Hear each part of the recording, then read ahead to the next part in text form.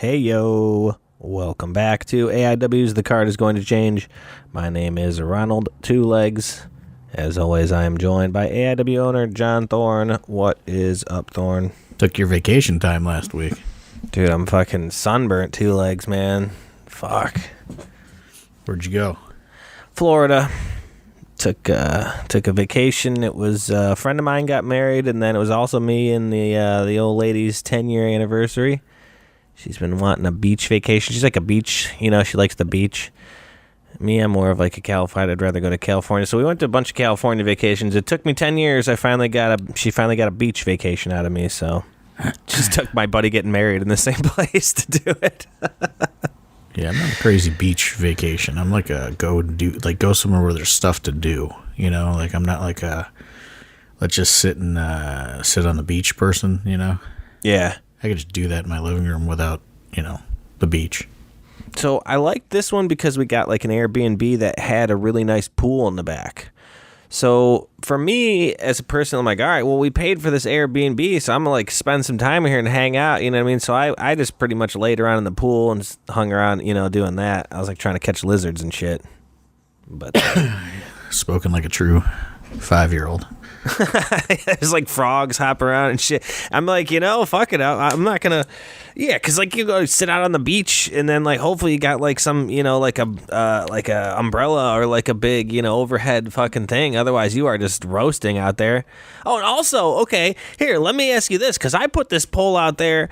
I've only been to the ocean one other time. I went to North Carolina, as like a beach vacation when I was much younger.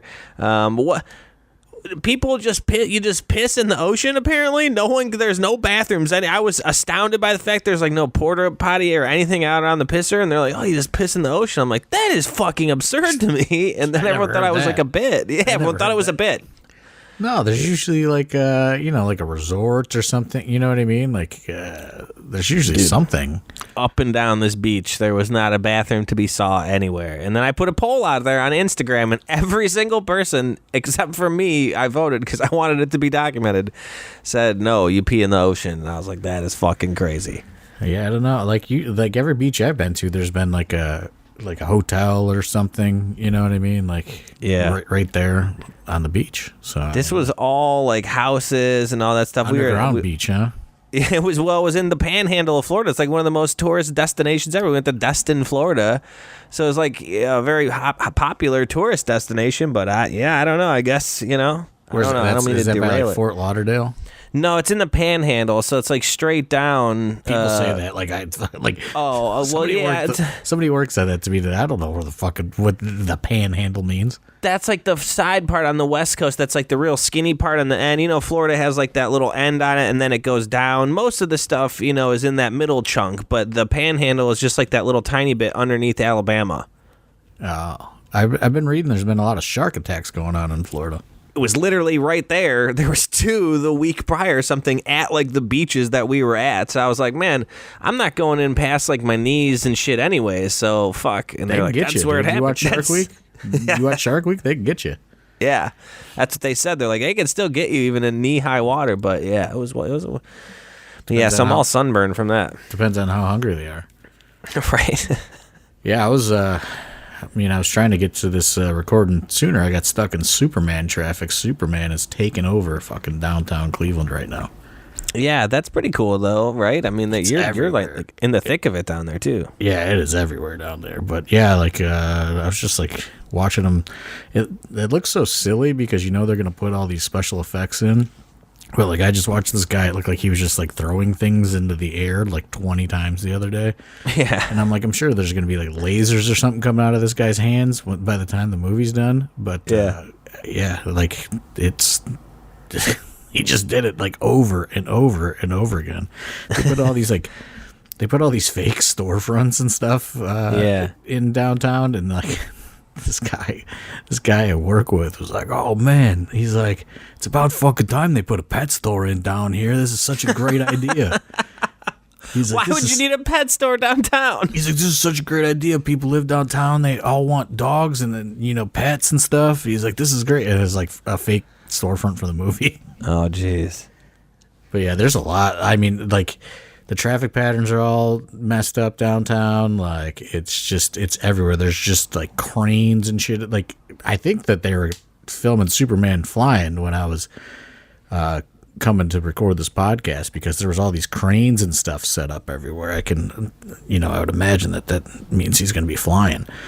Yeah, there's stuff everywhere. Like they have like blocks just taken over, and then the streets that are open, they got all these like catering trucks and porta potties. There's a lot of porta potties downtown right now. Speaking of not at the beach, they're downtown. They're everywhere, dude. Like everywhere for all these, I guess all these crew and movie people. But it's just, downtown Cleveland is all like, it is Superman City down there, and they're like renaming stuff and like I don't know, it's crazy.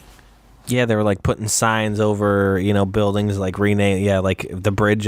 They saw one thing that like the Ohio sign, it still had the outline of Ohio and like the Buckeyes on the sign, but it's going to be like something they're going to use in the movie when they like show. Yeah, and even if it's not, they're just like putting all this detail up, like all the Cleveland Guardians banners on the light poles, like they got replaced with Metropolis Meteors banners. Like wow.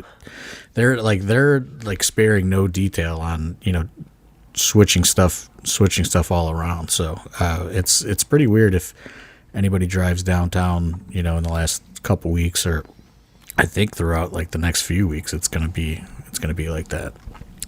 Well, so let me ask you, what kind of you think we got Absolution coming up here in how many days now? What's today, the 2nd? So we got 10 days to Absolution. Do you think that'll affect traffic? Deferring street different ways. It's more towards like detours. As far as I can tell, it's more towards like central downtown. Okay. So I don't think it's making its way out out that far, but like Public Square, all that stuff. By the casino, it's all there's all kinds of rerouting traffic.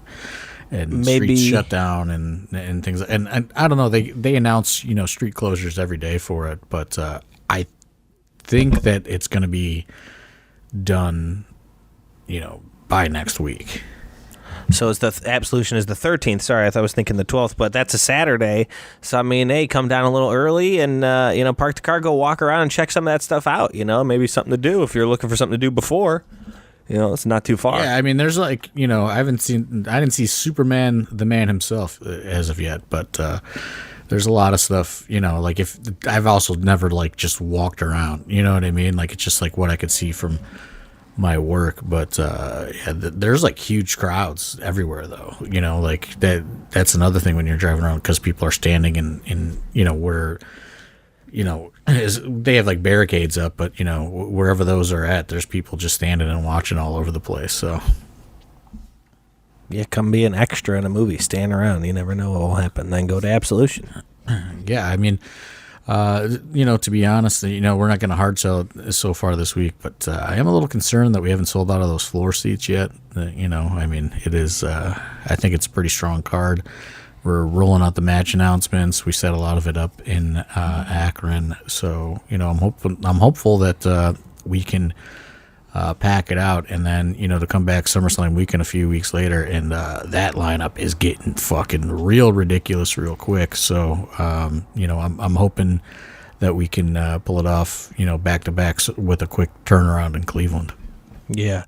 Some of those announcements have been pretty wild. I know a couple people have been waiting quite a while for some of them. We're calling that years ago when some people, got released and stuff like that. So, long-term storytelling. Speaking of this Absolution card, though, seeing a lot of stuff online. Big Nate Segura getting real into this. A lot of things came out of this last Akron show. If you weren't there, we saw some surprises, as you'd say. How do you think that last show, the rap shows, they say shook ones? How would you say that went down? Well, just to get into the business of it and all that, we still have seen continuous steady decline in Akron. So, a bit concerning. We tried to change up the look of the space. We made it darker in there this time, which I think translated well on the Triller stream as well as in person. Yeah. I did hear a lot of kind of positive reviews as far as like having the lights down like that in person for sure. Yeah, and I think it looked good on video. So, we're trying to make adjustments, with the space because we do want to stay there, obviously. But, it's just one of those things with with the crowds, right? Like, that's, I think, I think we wound up with just over 200, which obviously was not covering that talent budget that we put together.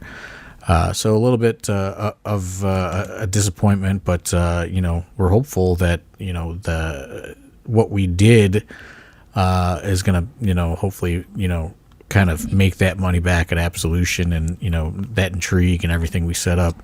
We're hopeful that it's kind of like it's like one of those things like we threw a kind of a bet down to see if it's going to pay off or if it's not going to pay off, and the same goes for the SummerSlam weekend show.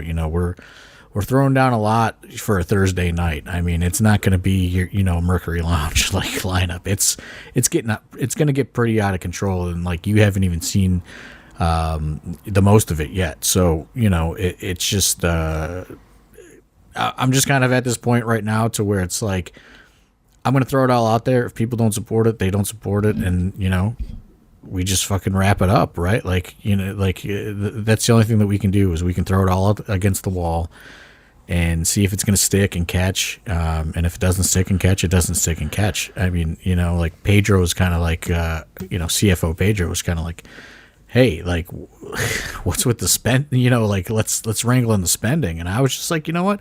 Fuck it. Like if, like I'm throwing it all down. Like I'm pushing all the chips in, for Absolution at SummerSlam weekend. And, if it pans out, it pans out. If it doesn't pan out, it doesn't pan out. But people can't say that we didn't try, right. I know everyone hates the business talk, the doom and gloom and the logistics or whatever. So, okay, I'm going to go to the opposite, and I'm going to take the reins off and I'm going to throw it all in. I'm going to see if people support that. I do think there is something to be said as far as the Akron to Cleveland market, because it does seem like, obviously we've continued to go down in the Akron market. There's been, people said the paint on the walls or whatever the destination, but the Cleveland market seems to be going steadily increasing. So, I mean, I think it's a safe bet, like, to do what you're doing and really, throw it out there and see if we can, get the support, because we seem to do well in Cleveland. It's just that Akron that has seemingly become a problem. I don't know. I don't understand. And I mean, maybe Cleveland becomes a problem because it's now you can kind of look on Ticketmaster now that they set up a real seating chart, and you can see like how many, like before we couldn't see anything. It was all a guessing game, but you can see okay, there's 5 second rows left for Absolution. You know what I mean? There's this many third rows left for Absolution. There's this many for Against the World. Which there's a ton for Against the World. So if this all blows up in my face, it blows up in my face, and I don't know, maybe running SummerSlam weekend is not the same as running a WrestleMania weekend, but we're treating it as such. We're treating it as this is a WrestleMania weekend for AIW. So, we're gonna give it to Cleveland. We're gonna see if Cleveland gives the love back, or if they go, hey, we can see this all the time. We're gonna go, to the Challenge podcast on Saturday morning. There's all kinds of weird events going on. But we're really trying to kind of, curate a really unique lineup that I don't think that you're going to see anywhere else. Like it's just us and GCW as far as independent shows go for the weekend.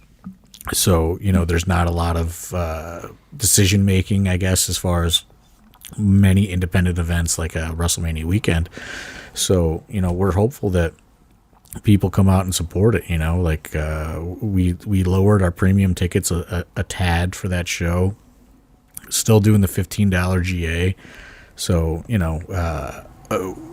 when we get to the rest of these announcements, there should be probably no excuse to miss this show. And the same goes for Absolution, honestly. You know, like this show's going to have a little bit of everything. Like I said, we're not going to hard sell it, but you know, it's just getting the idea out there in people's brains, because you know, it just, I don't know, I just got kind of like, fuck it, you know what I mean? Like that's just where I was at. It's just like I've you know, felt angry and you know, I guess I don't know what deterred, I guess, is the word for, you know, how some of the, you know, it's like a roller coaster, right? Like Cleveland, fucking boom, boom, boom, like great growth. And then Akron, like steady decline. And then it's just like, you know, I'm just kind of throwing my hands up, and I'm just, you know, like I said, we're throwing it all in. We're going to see what happens. We're going to see if it pays off or not. Which I do want to say the Akron thing, which is crazy because we did bring the meet and greet, which I want to talk about this time. Because, man, Jerry Lynn, Max Caster, of course, was great. I love that guy. We had him in before. But Jerry Lynn was a guy I never met before. That dude was awesome. Love Jerry Lynn. That guy was great. After Party legend. Love him. That guy was great.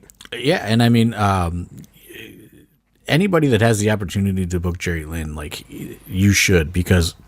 Okay, he put on a great seminar that lasted, I don't know, 4 hours. It was some crazy amount of time. And then, you know, he did his meet and greet, which was whatever. And then he's free to go. And does he go? No, he doesn't. He sits at the monitor. He takes notes on every single match, even people that didn't do a seminar, and pulls every single person aside, gives them feedback, gives them suggestions, gives them his input on what he thought was good, what he thought was bad, what they can improve upon.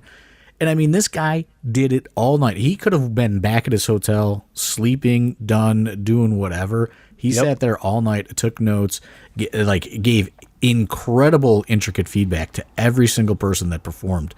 I mean, I've never seen anything like that.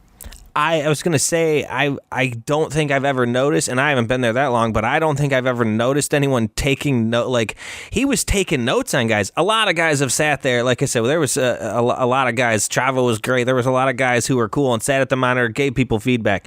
Jerry Lynn was writing in his notebook about every match and then talked to every single person. Like, he was awesome. And then it came to that after party. Green Dragon Inn was a great time, and he came and hung out at that place. Like, he was loving it, dude. Jerry Lynn was awesome. I think we got to talk about the after party place, because it was a very kind of disappointing turnout. I mean, I understand that we plugged it late, but I mean, even from the roster standpoint, it was a disappointing turnout, and that place fucking ruled. We have never, you know, not since maybe Good Company with Jonah, been treated so like first class like they did at this place. I mean, the owner Jameson was like, that dude was like a top level dude. I mean, just fucking super cool, awesome space. I mean, like I tweeted it, but it's like being in a bar you would see at Disney or something. Like, the amount of money spent on this bar that you would not even know is there, it blew my mind how intricate and like just fucking like, I don't even know what the word is, but I mean, multiple trapdoor rooms, multiple, not even just one. There was multiple trapdoor rooms. I mean, the place was crazy. It's as far as intricate, you know what I mean? Like, they showed me one, and then they're like, wait, that's not even. There's another one. Yeah, you like pull a book out of a bookshelf. It's like something you see in like a fucking movie or something. You know? And then like it opens up these secret rooms with these like, you know, again, incredible details.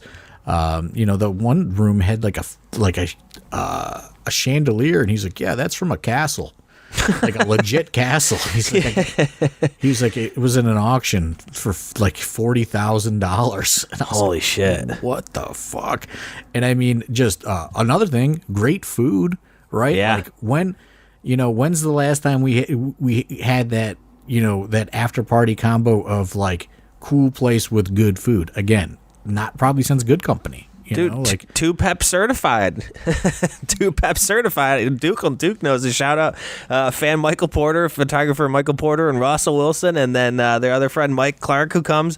All three of those guys were hanging out. We played Candyland. It was great. They were loving it. But yeah, two Peps got a pepperoni and said it was two Pep certified, dude. You don't know the two Pep story, do you? No, I don't know. I don't know that. Mike Porter got a slice of pizza. I think it was from the Tadmore, and had just like two pepperonis on it. And Duke thought that was like the funniest shit on the planet, and it somehow like sparked a nickname between those two. And now it's just a bit that Michael runs with. It's funny. Yeah, but I thought it was. I mean, great food, and then everybody got food. The shot game was not that great of a time. Roll for a shot? I didn't even know this was happening until they were already rolling, which is good for me because my dumbass would have immediately signed up and been like, I did great. not sign up. I was signed up by proxy and forced to participate. Yeah, that happened. You're the boss, man. I think that can happen sometimes. You get put into those situations, you know? Yeah, and I mean... What was yours? Do you even remember what was yours? Yours wasn't too bad. Somebody got the Four Horsemen, and they're like, what is that? Is that bad? And I was like, dude, that's every liquor. Chuck Stone. I said, yeah, that's something you do when you've snuck into a bar on your 19th birthday, which I did at the Solid Gold in Brook Park for my 19th birthday. Yeah. That's what was ordered for me. And I go, same thing. What's that? Now, Chuck Stone, as an adult man, should have already experienced this. However, he did not.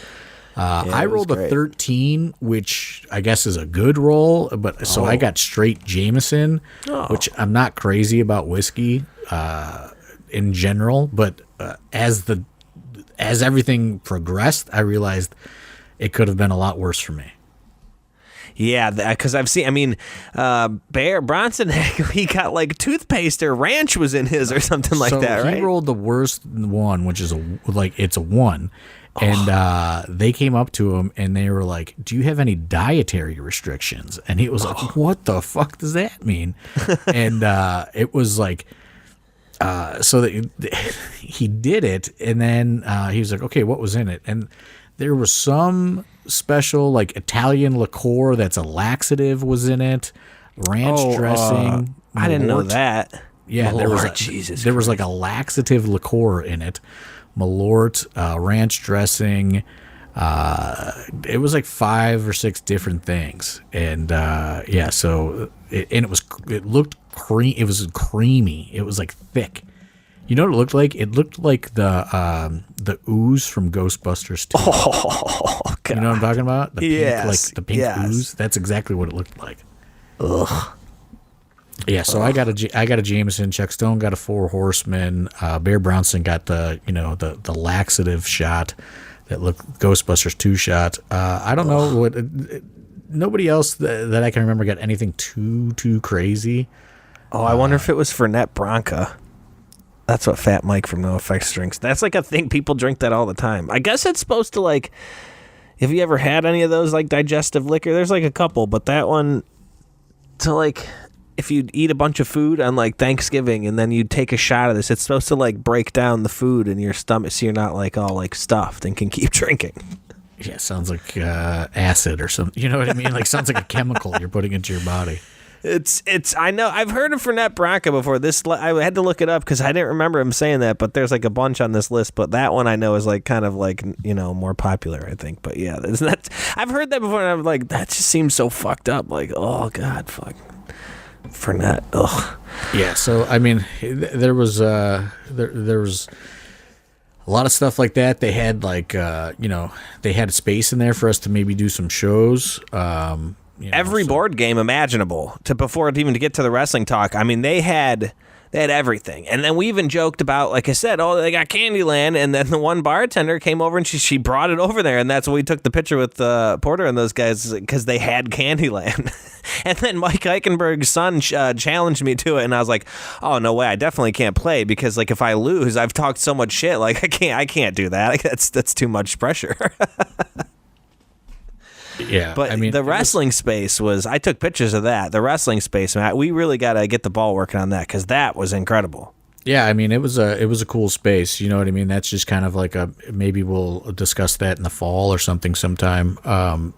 Sort of thing, you know what I mean? That I feel like would be a cool place to do the Halloween show, even if, for like maybe one-off type deal, and then see how it would go. You know what I mean? But I feel like the Halloween could go good in there. Yeah, that's not a bad idea, honestly. The vibe in there just seems like, you know what I mean?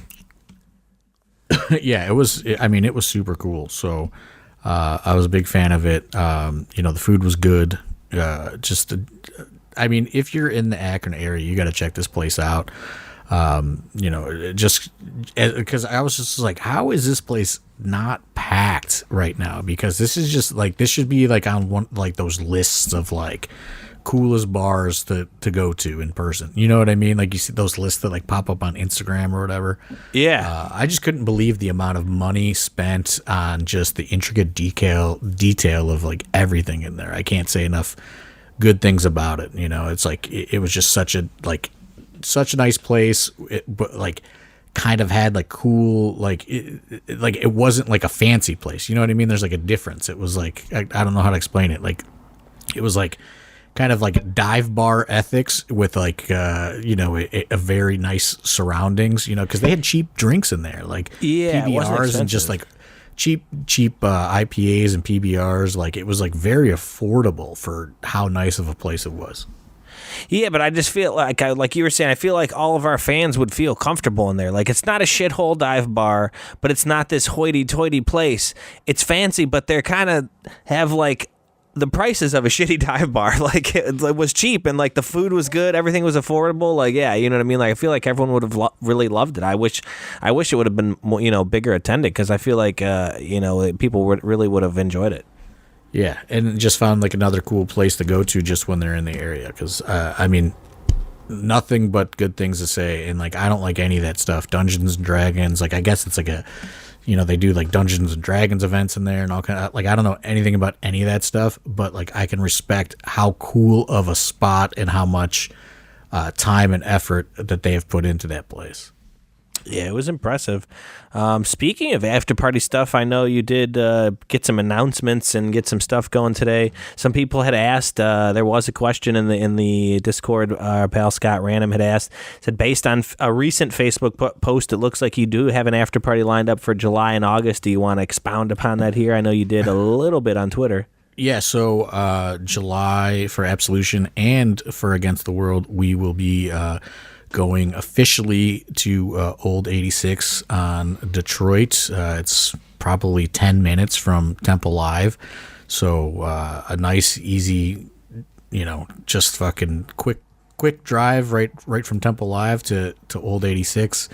I know that they just opened up like a big patio space too. So it's like the inside and the outside, and they've I don't know if you've seen this or anybody listening to this has seen this, but they've kind of converted an old garage and incorporated that into part of the bar. So they have, instead of like a patio bar, they have like a garage bar like set up like somebody's backyard. It looks super, super cool back there. I'd imagine they're going to have that open on July 13th and August 1st, open till 2:30. They said they're going to do super cheap drink specials for both nights, as well as shot combinations, whatever that means. Probably like beer and a shot, you know what I mean, like, or a drink and a shot type deal. So you like order one, you know what I mean, because they usually do that anyways. So yeah, and I guess they have something. Have you seen this post? Like they serve ranch water. Have you seen this post? Yeah, so it's like a seltzer, like Happy Dads or any of those type of thing. It's like a seltzer. I've tried one; it's pretty good. I mean, I can't wait. Old A6 is going to be sweet, dude. They said they have it on tap. They have it on tap, I believe. Oh hell yeah! On ice, I'm gonna try some a iced up one.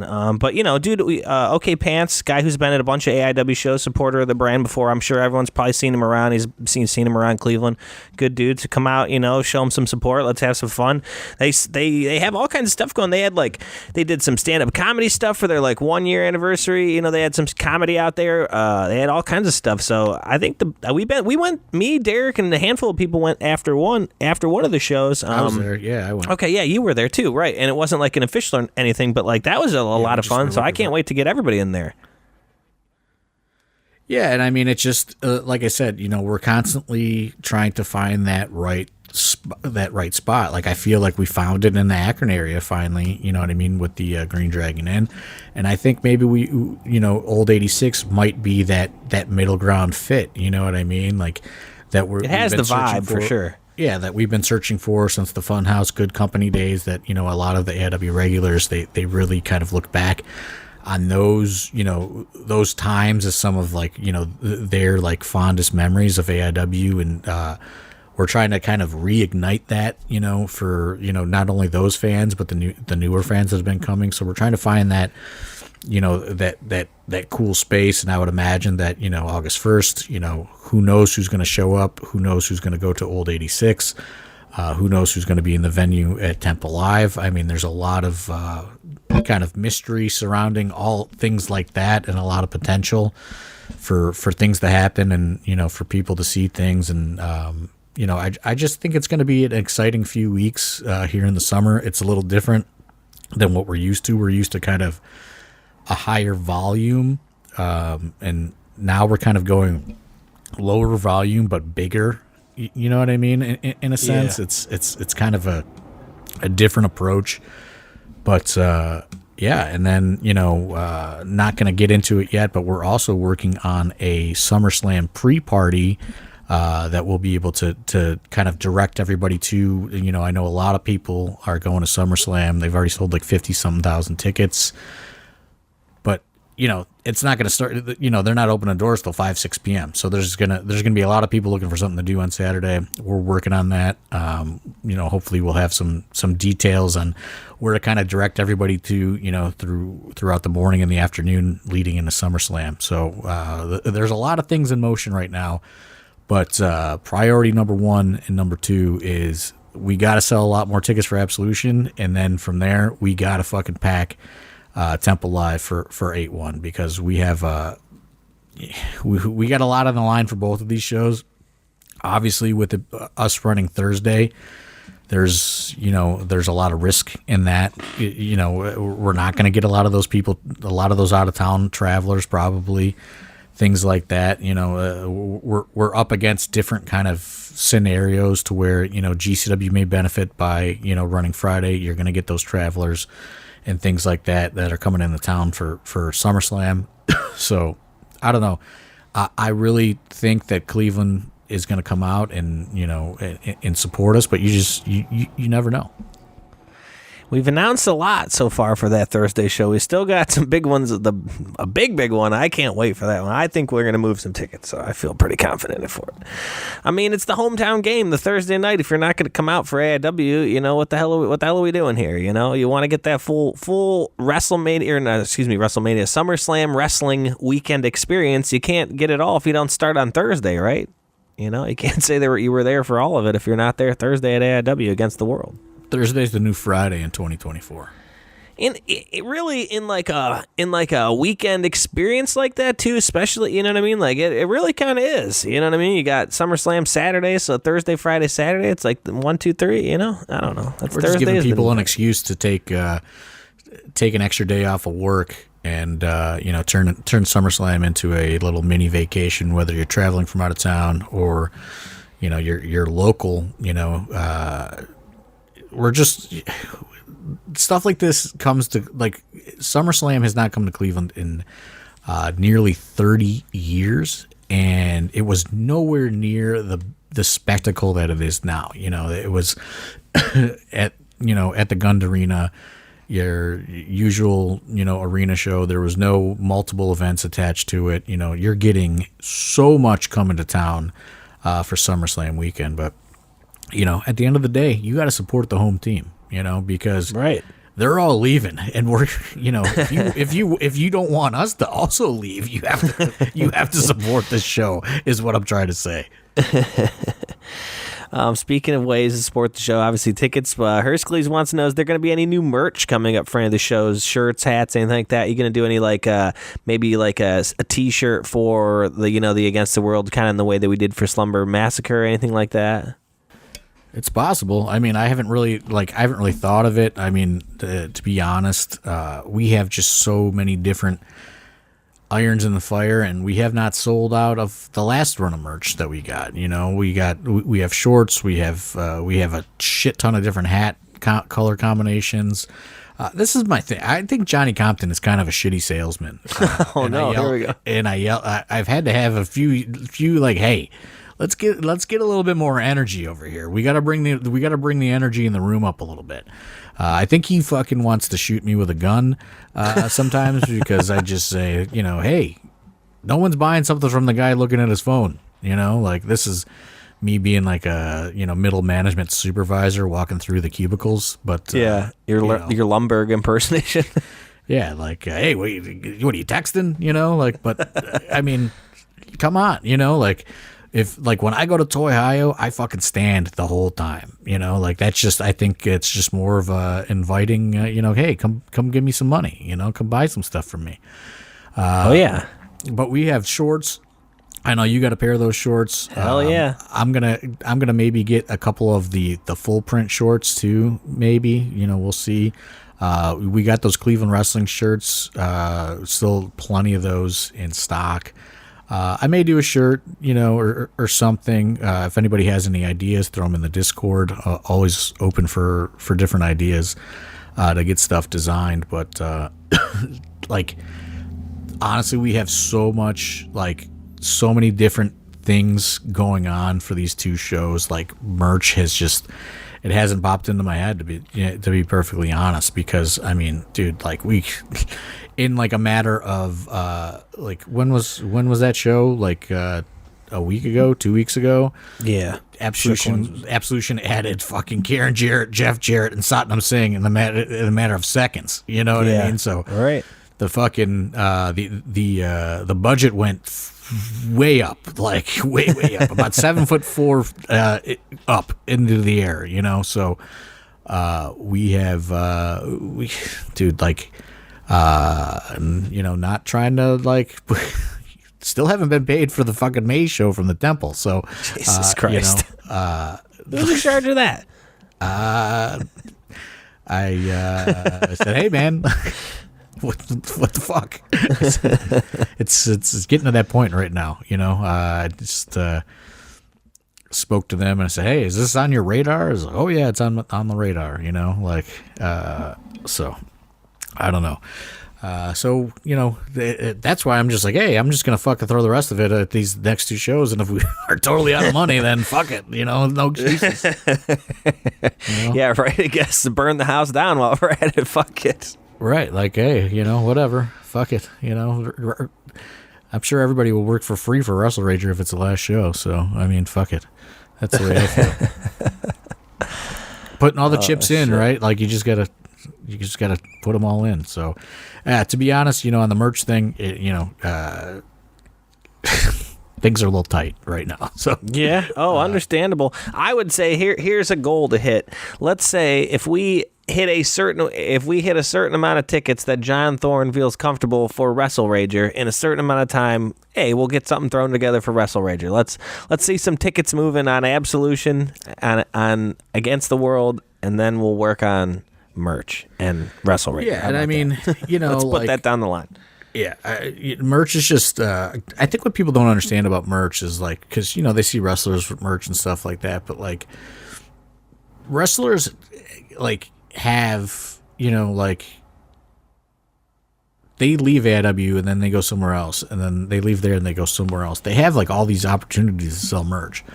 So, like, when we get merch and, like, we do a show every month and then that merch doesn't sell out, you know, it just, like, it just sits. Like, it's just inventory, right? Like, you have to wait.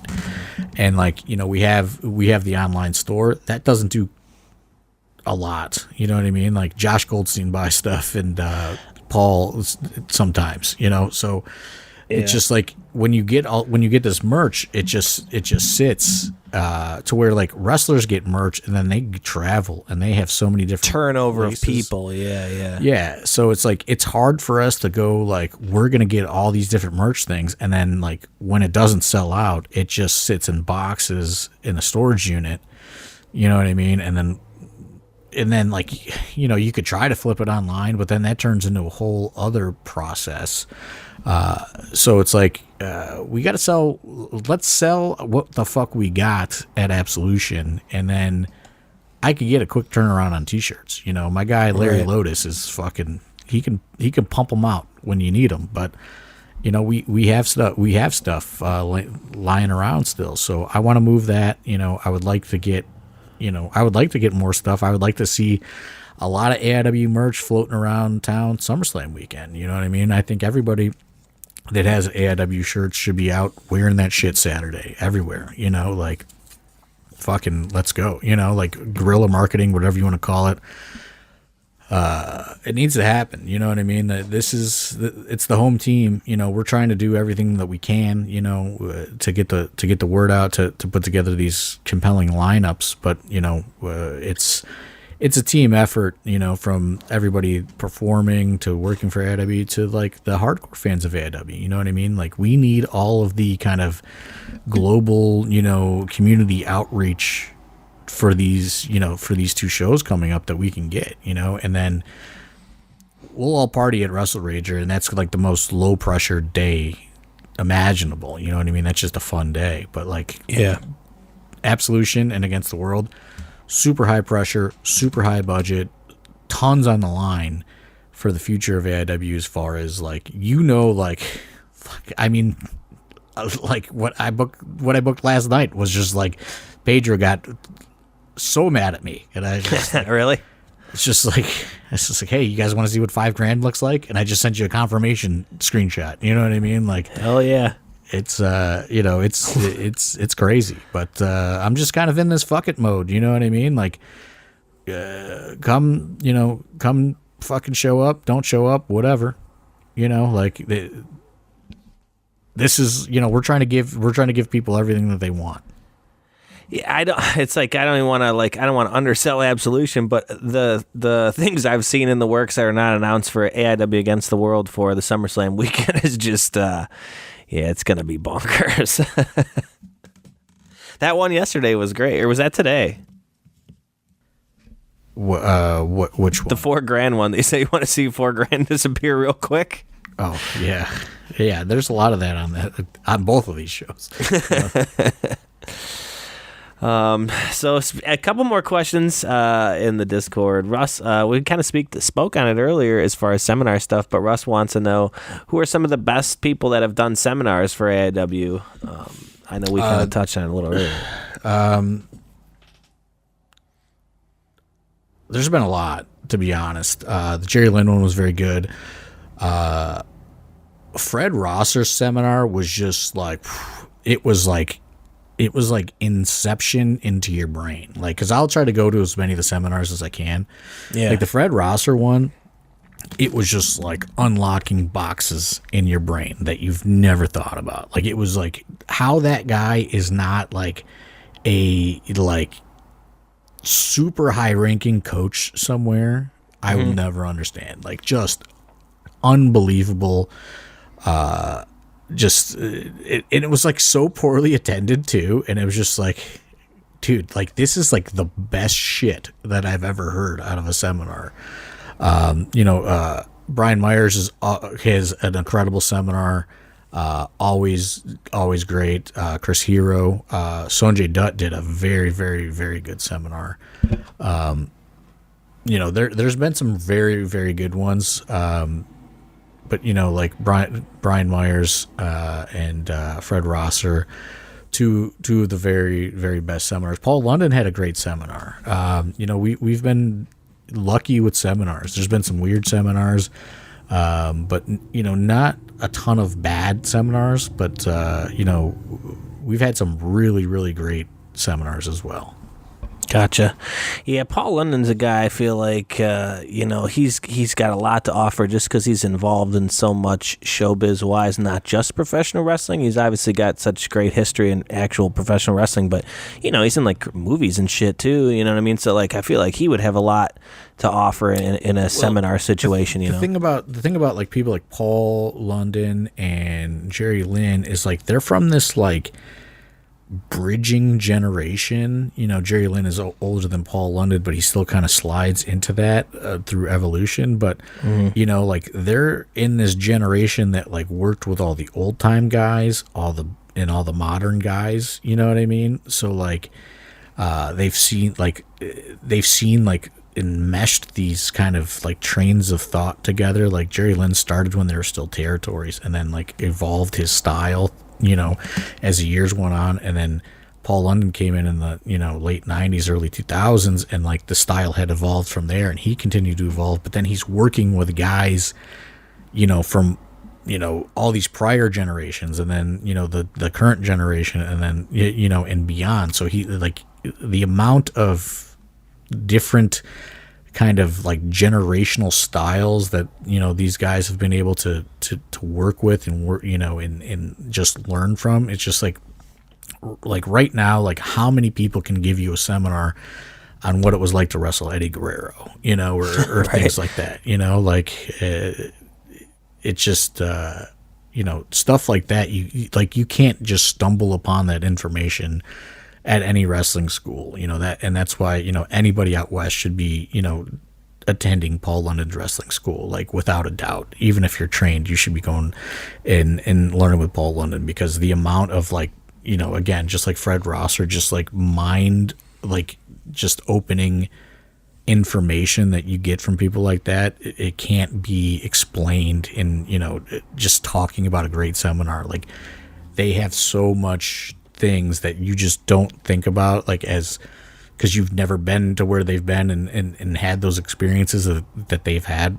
Mm-hmm. This is what I'll say: the best seminars have nothing to do with actual wrestling and performing. You know, as far as like mechanical things, like Jerry Lynn, you know, he had people do matches, and then, you know, he told them, you know, right, wrong, and everything, which there is a benefit to that, and that's great. But my personal favorites are, in which Jerry Lynn did this, he did like a hybrid seminar. He did both. My personal favorites are like these like freestyle seminars where it just starts off a conversation, and then you don't even realize that you're being taught something, you know, and it just like evolves into this kind of like freestyle open forum, and like so much comes out of those seminars. Yeah, because he went for a while. I mean, he started talking for a while, and then they did matches, and then they came back and talked more again. Like he went for a long time too. That was the thing, because we were there all day for that one. That was a long ass seminar. Couple more. A question from Russell that I kind of find interesting, and I was curious your answer on this one. He wants to know: do you think the indies have stagnated since AEW has been around, or do you think it has helped at the independent level, like having multiple big companies to go to, not just WWE anymore? Or do you think, you know, for better or for worse? I think it stagnated the business. It's not AEW's fault, but you know, you have to think like, and that's what's hard from a fan perspective, because they look at how things used to be and then they apply it to now. And like, again, there's that evolution. Things aren't like that anymore, right? Like you used to be able to do a crazy lineup of talent very affordably, to where now maybe that, you know, what that whole show would cost in 2008 could now get you one talent in 2024, because there's just so much money for the performers that are good and are great, and there's been so much upward trajectory. It has been great for the wrestlers. I mean, astronomically across the board, probably as far as, you know, top level wrestlers, there has not been a better time to be in the business. And I would say probably it's better than when WCW was around, because there are so many people at so many different skill levels and shapes and sizes making a considerable amount of money. But, you know, what happened is when NXT wanted to lean into more of the, you know, the modern independent style, you know, they signed up a considerable amount of very talented people, right? Yeah, definitely. That was hard. But then nobody saw AEW coming that was going to take up the rest of the very talented people. So there's been no time to really replenish and rebuild because there's upward trajectory. And then, you know, like people get a little bit of hype and they get signed. And then, like, it's like I was saying, like, you know, before, you know, like, you could still do this, but for example, like, somebody left WWE and they have all this knowledge, like, say, like a Paul London, right? Like, but we'll say, like, modern, you know, not modern Paul London, but we'll say, like, right off of television Paul London. And then you could book him, and then he would work with, the top guy in every kind of area, and then that guy would learn from Paul London, and then that guy would take what he learned and work with other people in the scene, and then you would bring in other veterans like that, and then everybody would kind of get better over time. But like that doesn't happen now because, you know, everybody's been signed up, and like, yes, you can still book some AEW people here and there and things like that, but it's so expensive to where like there was just never that kind of time to replenish and like for like the kind of knowledge to kind of trickle down. It's kind of like, I've had this conversation with people recently, is like the indies have been kind of left to like fly blind in a sense, to where like you don't get a lot of that. And then when somebody does get released or become a free agent, the money is a lot. So like when you see some of these guys on these shows that like were recently released, it's not like it was in, 2009. Like promoters have to pay out a considerable amount of money now for that, to where it's almost not, it's not worth it in a sense, because before it was just like, it was a manageable fee for, the level of talent. And then, it was, I don't really know how to put it into words, but I mean, is it weird to think that we were maybe about to get that until he got signed to NXT with Ethan Page? Like that's kind of almost, I feel like maybe how he would, if he wouldn't have got signed immediately, which obviously deservedly so, but don't you feel like he definitely would have spent some time on the indies showing some guy, you know what I mean? I feel like that was kind of, like that was kind of the idea was, he was booked, into like a long-term program with Josh Bishop, and we were going to kind of have Josh get into this, more traditional wrestling style, so he could elevate Josh to get to the next level and give Josh those, what he has learned along the way. And that's kind of how it was, right? Like that's a good example, but there used to be a lot more of that available, and it's just not available now. So like, you can't fault any wrestler for signing a contract where they're making money. You know what I mean? Like, it's just like, everybody that's left, we're figuring it out. And there's some great independent wrestlers. I'm not saying that there's not, and people are, are obviously getting better, but it's not to the level of like, you used to be able to book, Bryan Danielson for, a few $100 and, Kevin Steen or, El Generico, or, the list goes on and on and on and on of people that are now making great money, for their sacrifices of all those, what would be considered by modern standards, like very poor payoffs. But, it just makes it difficult to kind of build a scene. And that's what I think AIW has done well with our academy is, when we bring in these seminars and we try to get this knowledge out of these people while we can and apply it. And, it just, but at the end of the day, like it's on the job training as a wrestler. So, like it's difficult when, you're mixing two academy guys in there, right? Like they know the same things. So, while maybe Josh Bishop knows more than, like Shelby Wilder, like at the end of the day, like they can both get that information at the academy. So it's like there's some learning to be done, but like it's not as mind altering like when, say, Dominic Guarini wrestles Fred Rosser. You know what I mean? Like there's just different there's just different. It's just different now. So I don't know. I don't know like if stagnant's the word. I do feel like growth for performers is kind of stunted, at times on the indies right now, because we do not have this influx of veterans. The ones that we do are very expensive, so like you can't really sink your teeth into like a long-term booking plan, you know what I mean, or things like that. And then, besides AEW and WWE, you also have TNA paying people and New Japan paying people, and MLW. So like, there's so many more options to where the indies are kind of like the last thing, or like a afterthought, or just a way to make some money for people, which is fine. But like, it's just different now. I'm not saying it's good or bad. It's just a different kind of level, because all the top guys that would that have those years of experience, like an Eddie Kingston, you know what I mean? Just think of all these guys that wrestle. Yeah. And I mean, honestly, it's probably better for the trajectory of wrestlers to go and make money sooner, instead of doing 20 years on the indies like Eddie Kingston did. But the amount of knowledge that he accumulated in skill over that 20 years, it's just like, I don't know. You know what I mean? There's a give and a take to that. Like, obviously the money is great, but like, you also can't buy that education. Like, you can't go to college and get that kind of education as a wrestler.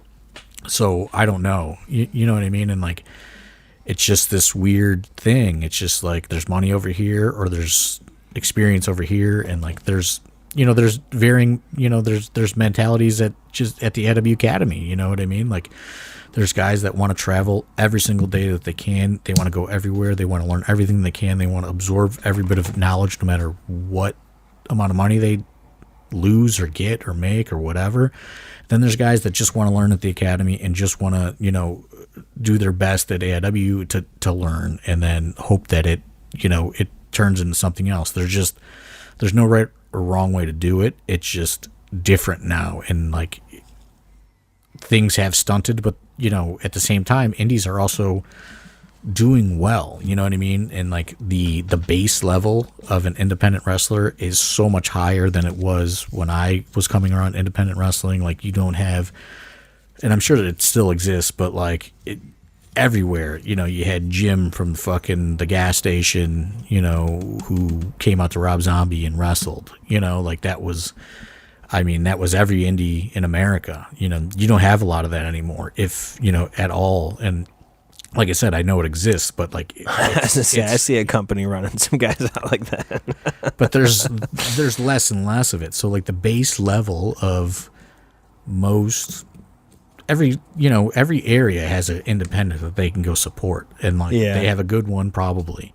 So like, the base level of those guys is so much higher than it used to be too. So it's just, I don't know. This is like, I feel like, I could give like a college lecture on this and make no absolute sense at all. But it's just like, these are things that go in my brain, and these are things that, I talked about, I talked to Jerry Lynn. I always am kind of trying to explain this to people, is like, that's why we do seminars, because like, I do feel like at the end of the day, the best description is like, the indies essentially are flying blind, because there is not an excess of good veterans with, knowledge, like, you have your Paul Londons and things like that, but there used to be hundreds of them, now they are either in WWE or AEW or TNA as performers or coaches or producers or whatever, title that they have in these companies. So like, there's just not a lot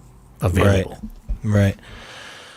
AVP of Health Jeremy wants to know, since there's no more Thursday shows, when is Duke going to defend the boot? When he's looking to see Duke defend that boot? If Duke was here, he'd probably tell you have to probably buy an international flight to see that, but it's here nor there. I mean, to be perfectly honest, I'm just shocked in general that somebody wants to see the Duke defend that boot. I mean, main event Duke in the cage last at Chuck one's. Oh, he was bleeding. It was so good, wasn't it?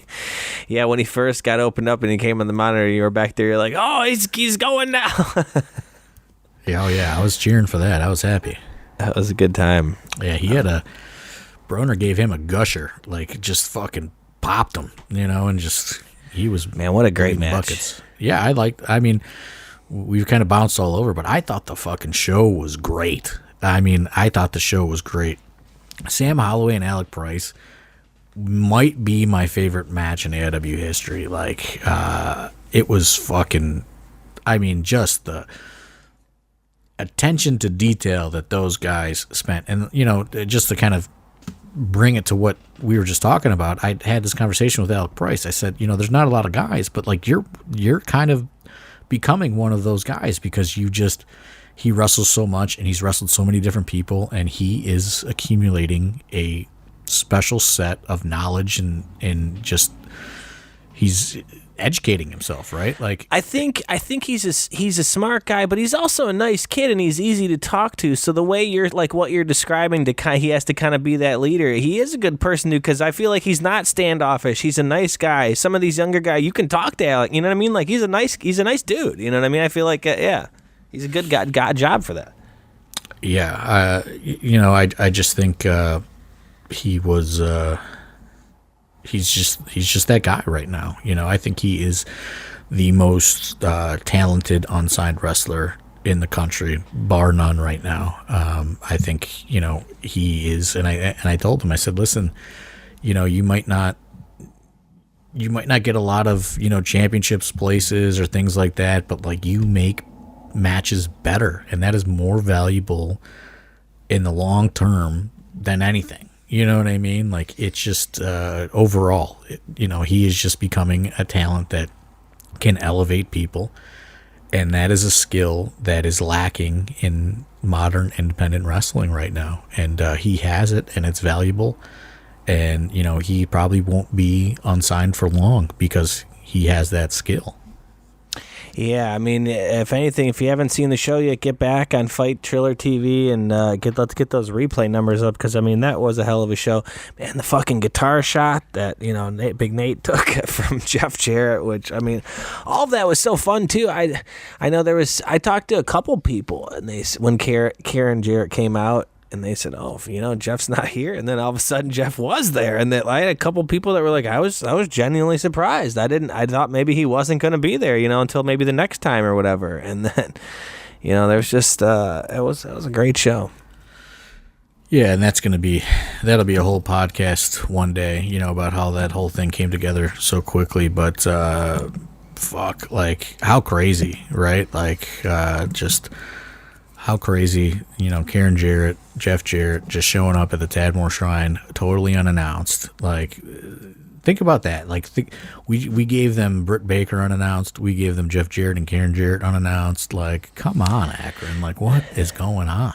That's the thing to think about that is so crazy, because it's like, man, I thought we brought two great meet and greets there and bigger name talents, stuff to draw people in, and then to hit them with that surprise, to make it worth it for everybody. But it's like, yeah, man, because we obviously could have announced Jeff Jarrett and Karen Jarrett. They probably sold a decent amount of more tickets, you know what I mean? But we wanted that, so you wanted that surprise, you wanted that to hit, we were very, I want that equity, you know what I mean? Like the equity with fans, that listen, like I know we complain about the finances and stuff, but like the truth of the matter is I make no money off AIW. I just want money to support it so it exists, like and there's a lot of us, you know what I mean, that make next to nothing, just so it can continue to exist.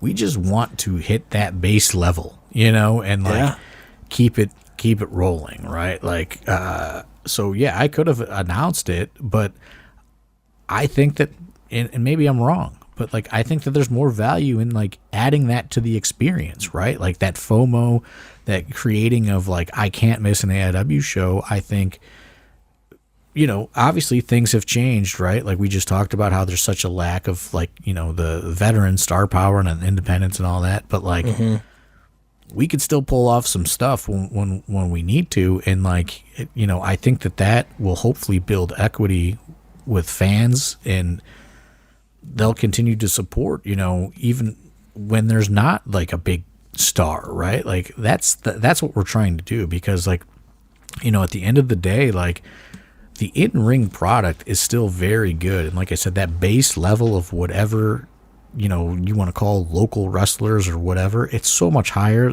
of a standard than it used to be. The shows are delivering, and we're finding ways to, make them, make the in-ring still deliver at a high standard. Like I said, I think Sam Holloway and Alec Price is one of my favorite matches ever in AIW. You know what I mean? Sam's been wrestling for 2 years? You know what I mean? Like, you mentioned that multiple times. It wasn't just something you've said now on the podcast, and you can go to your Twitter. You said that a handful of times already. Yeah. I mean, it's just they did things that you don't see, and they did them so well. You know what I mean? And it's worth watching. And I think I think that's what AIW maybe lives and dies is we don't kind of lean into the totally modern independent style, and maybe that's wrong. Maybe it's right. I don't know.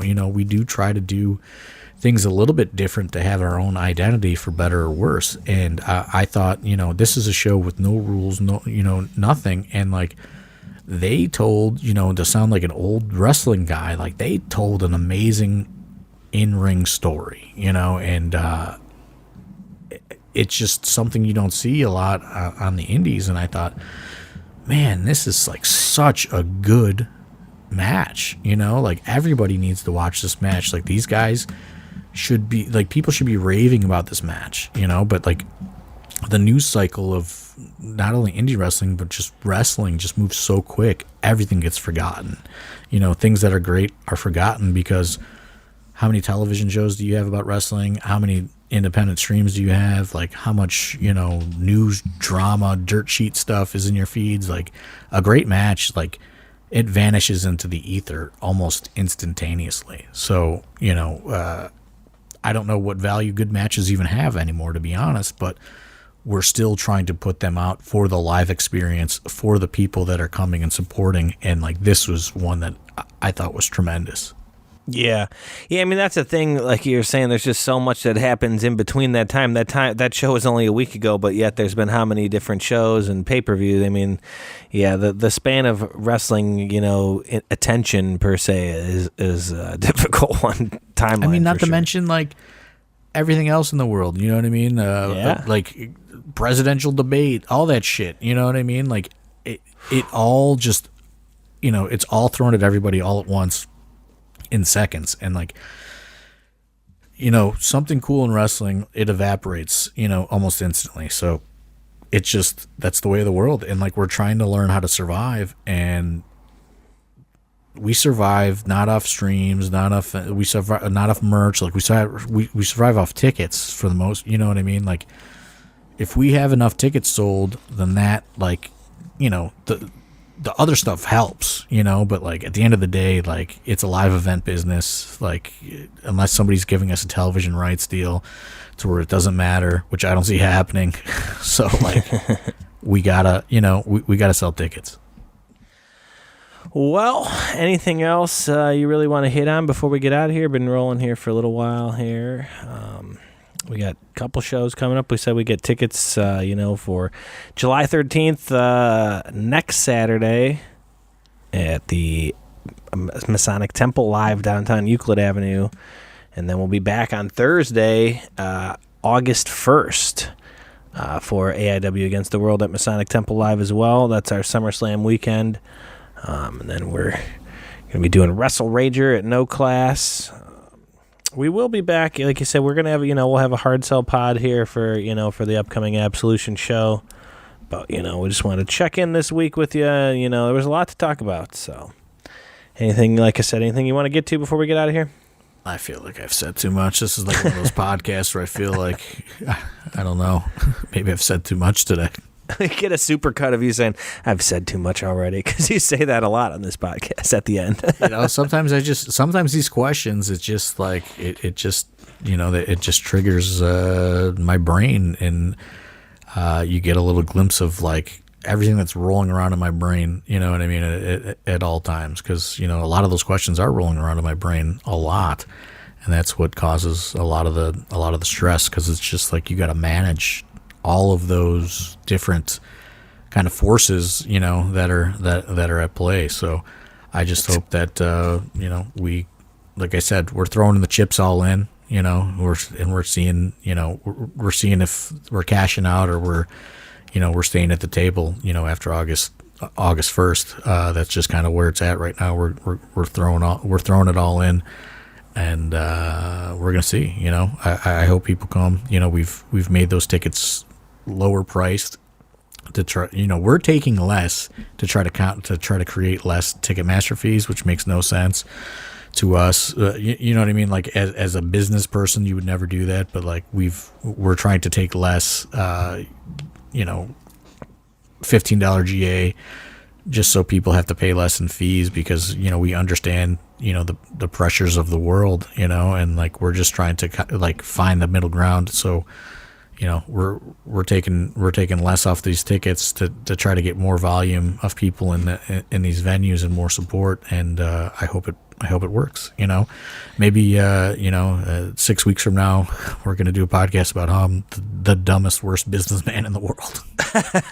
I don't know. You've been doing this long enough. I think we're going to find a way. But it's like this is like your therapy session every week. You got to get it out. So you know what I mean. If at the very least that's all we're doing for it, we're doing something. I mean, right? like I said when we talked about the Josh Prohibition retirement, I've been doing this for a long time and I really haven't gotten shit out of it. So I don't know who's right or wrong here. Like. I don't know if it's smart or if I'm just a dummy. So, well, listen, we're not driving determined. We're not driving a yacht, but the boat ain't sank yet. All right, so I think we're doing okay. I think I got one of we're driving a canoe from Dick's with about it's a dinghy, 50 people on it right now. We're bailing water out fast. Yeah, water, like we are taking on some water for sure right now. And there's like the fact that you even thought we were driving a boat that had a motor is just crazy. It's no one's paddling it, yeah, right? Yeah, we got some paddles going right now for sure, and we are taking on some water. So we lost an oar back there somewhere. Yeah, we're heading towards the waterfall right now. If we don't sink, we're going over the waterfall. So somebody throw us a rope and bail us out. Fucking A. That seems like a great spot to end it. So we'll see everybody next week. For myself, for John Thorne, for AIW, for the boat. We'll see everybody next week. Thanks.